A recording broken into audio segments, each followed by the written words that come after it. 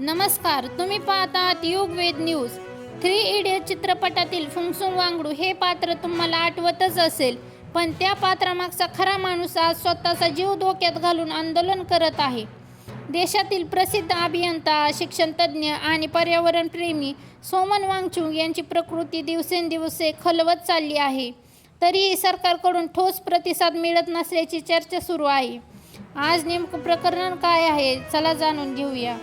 सोमन वांगचुक हे लडाखमधील प्रसिद्ध समाजसेवक आणि शिक्षणतज्ज्ञ आहेत.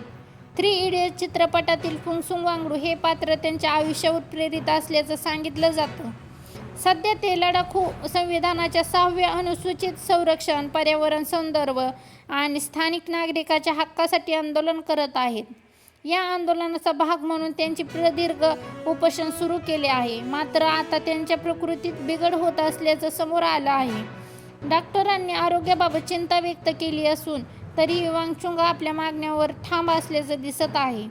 सोमन वांगचुक यांचं म्हणणं आहे की लडाखमधील पर्यावरण, हिमनद्या, पाण्याचे स्रोत आणि स्थानिक संस्कृती धोक्यात आहे. त्यांच्या मते विकासाच्या नावाखाली निसर्गाचं नुकसान होत आहे. त्यामुळे केंद्र सरकारने लडाखू येथील घटनात्मक संरक्षण द्यावे आणि स्थानिक जनतेचे अधिकार सुरक्षित करावेत. वर्तमानपत्रातील लेखात असा दावा करण्यात आला आहे की लोकशाहीमध्ये आंदोलनाचा आधार होणं आवश्यक आहे. सोमन वांगचुक यांची प्रकृती खालावत असताना सरकारने संवाद साधायला हवा होता, अशी टीका विविध स्तरातून होत आहे.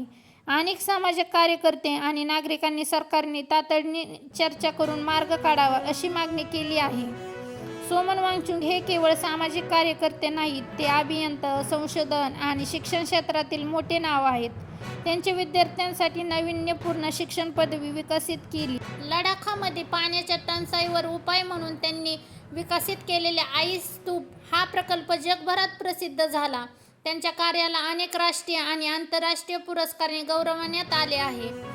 2009 मध्ये प्रदर्शित झालेला 3 इडियट्स हा सुपरहिट चित्रपटातील फुंगसुक वांगडू हे पात्र मोठ्या प्रमाणावर सोमन वांगचुक यांच्या व्यक्तिमत्त्वावर आधारित असल्याचं मानलं जातं.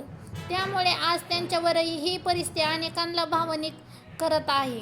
आता सर्वांचं लक्ष केंद्र सरकारच्या पुढील भूमिकेकडे लागलं आहे. सरकार चर्चेचा मार्ग स्वीकारणार का? सोमन वांगचुक यांचं आंदोलन कधी संपणार आणि त्यांच्या मागण्यांवर काय निर्णय होणार, हे येणाऱ्या काही दिवसात स्पष्ट होईल.